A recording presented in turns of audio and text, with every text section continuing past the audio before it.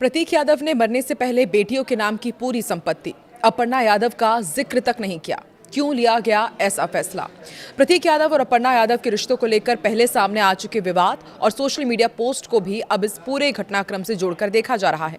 सूत्रों के हवाले से दावा किया जा रहा है कि प्रतीक यादव ने अपनी पूरी संपत्ति अपने दोनों बेटियों के नाम कर दी थी और इसके लिए पहले से एक वसीयत भी तैयार करवाई गई थी। सबसे ज्यादा चर्चा इस बात को लेकर हो रही है कि इस कथित वसीयत में उनकी पत्नी अपर्णा यादव के नाम किसी भी संपत्ति का जिक्र आखिर क्यों नहीं किया गया है। सवाल यही कि प्रतीक यादव ने पत्नी अपर्णा को छोड़कर बेटियों के नाम पर पूरी संपत्ति क्यों कर दी। आइए जानने की कोशिश करते हैं। नमस्कार, मैं हूं आकांक्षा और आप देख रहे हैं न्यूज़ 18 का डिजिटल प्लेटफॉर्म। प्रतीक यादव के निधन के बाद यादव परिवार से जुड़ी एक बड़ी और चौंकाने वाली चर्चा हो रही है। इसमें कहा जा रहा है कि प्रतीक यादव ने अपनी पूरी संपत्ति को लेकर पहले ही एक वसीयत तैयार करवा ली थी, जिसमें सारी संपत्ति अपनी दोनों बेटियों के नाम कर दी गई है। सबसे ज्यादा हैरानी की बात यह बताई जा रही है कि इस कथित वसीयत में उनकी पत्नी अपर्णा यादव के नाम किसी भी तरह की संपत्ति का जिक्र नहीं किया गया है। यही वजह है कि इस खबर ने राजनीतिक गलियारों से लेकर सोशल मीडिया तक नई बहस छेड़ दी है। लोग दरअसल ये जानने की कोशिश कर रहे हैं कि आखिर ऐसी क्या परिस्थितियां बनी कि प्रतीक यादव ने इतना बड़ा फैसला लिया।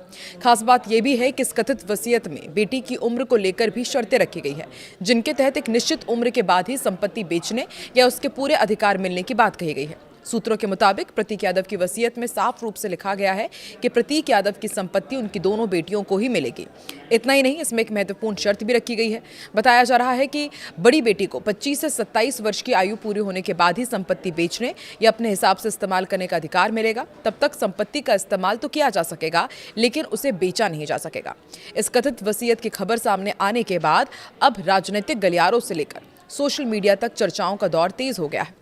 सबसे बड़ा सवाल यही उठ रहा है कि आखिर प्रतीक यादव ने ये वसीयत पहले से क्यों तैयार करवाई थी?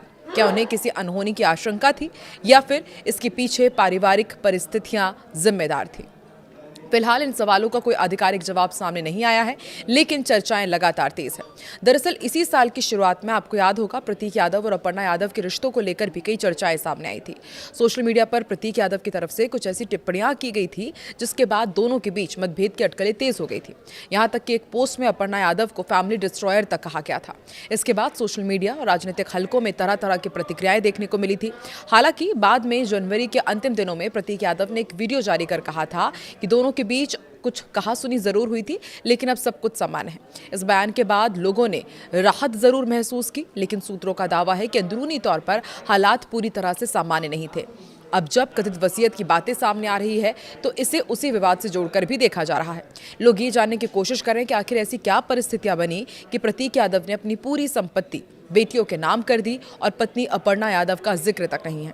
हालांकि इस पूरे मामले में अभी तक परिवार की ओर से कोई भी आधिकारिक बयान सामने नहीं आया है और न ही वसीयत को लेकर सार्वजनिक रूप से पुष्टि हुई है। लेकिन सूत्रों के हवाले से सामने आई इस जानकारी ने यादव परिवार और उत्तर प्रदेश की राजनीति में नई चर्चाओं को जरूर जन्म दे दिया है। वहीं प्रतीक यादव की पोस्टमार्टम रिपोर्ट भले ही आ गई हो, लेकिन अभी तक लोग उनकी इस मौत को संदिग्ध ही मान रहे हैं। हालांकि उनके शव का विसरा रिपोर्ट आना भी बाकी है। वहीं अखिलेश यादव ने मीडिया से बात करते हुए कहा था कि जो भी कानूनी रास्ता होगा उसी के हिसाब से हम चलेंगे, ताकि मौत की सही स्पष्ट कारण जो है वो सामने आ सके। प्रतीक यादव की मौत को हर किसी ने इसलिए स्तब्ध कर दिया था क्योंकि वो बहुत ही फिट थे, अपने स्वास्थ्य के प्रति सजग भी रहते थे, लेकिन उनकी मौत ने कई सवाल खड़े कर दिए। यहाँ तक कि एक एनजीओ ने हत्या की आशंका जताते हुए एनएचआरसी से शिकायत भी की है।